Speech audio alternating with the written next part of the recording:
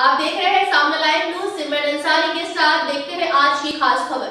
जगत गुरु रामभद्राचार्य दिव्यांग विश्वविद्यालय चित्रकूट के योग प्रशिक्षक ने छात्र छात्राओं को कराया योग।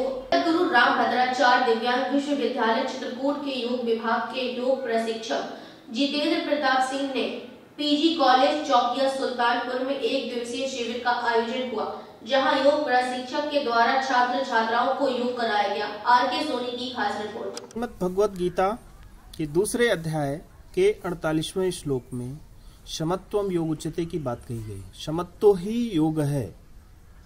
शमत्व यानी सुख मिले, पुरस्कार मिले तो प्रसन्न नहीं होना है, तिरस्कार मिले, दुख मिले तो रोना नहीं है। दोनों परिस्थितियों में अपने आप को समान रखना वही योग है।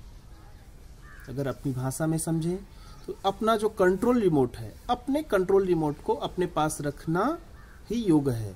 रखने की क्रिया जो है वो योग से आती है, इसलिए योग का पालन अपने जीवन में करना चाहिए। अपने जीवन में अगर अष्टांग योग का पालन करें विद्यार्थी, तो अष्टांग योग का पालन करने से विद्यार्थी कभी असफल नहीं हो सकते हैं। अष्टांग योग के 8 अंग हैं। यम 5 हैं। अहिंसा, सत्य, अस्तेय, ब्रह्मचर्य, अपरिग्रह। नियम 5 हैं। शौच, संतोष, तपः, स्वाध्याय, ईश्वर प्रणिधान। यम जो है उस समाज के पालन के लिए बनाया गया है। नियम व्यक्तिगत पालन के लिए बनाया गया है। तीसरा अंग योग का जो अष्टांग योग में बताया गया है वह आसन है। आसन करने से शरीर के ऊपरी भाग मजबूत होता है। प्राणायाम चौथा अंग है। प्राणायाम करने से शरीर की आंतरिक ऊर्जा मिलती है, अंदर से शरीर मजबूत होती है। जो 5वां भाग है वह प्रत्याहार। प्रत्याहार यानी इंद्रियों का जो आहार है, कान, नाक, मुख, जीवा, जो इंद्रियां हैं, 5 ज्ञानेंद्री, 5 कर्मेंद्री, इनके भोजन को कम करना वो प्रत्याहार है। छठा जो है धारणा।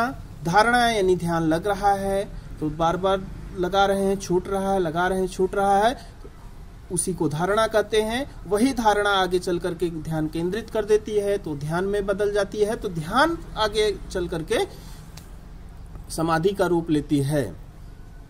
ये अष्टांग योग विद्यार्थी अगर अपने जीवन में पालन करते हैं कभी असफलता नहीं मिलती है। जब से मैकाले शिक्षा पद्धति आई, हम योग को धीरे धीरे भूलते हुए चले गए।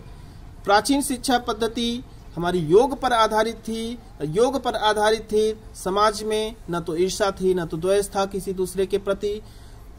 सब लोग एक समान, एक साथ रहते थे।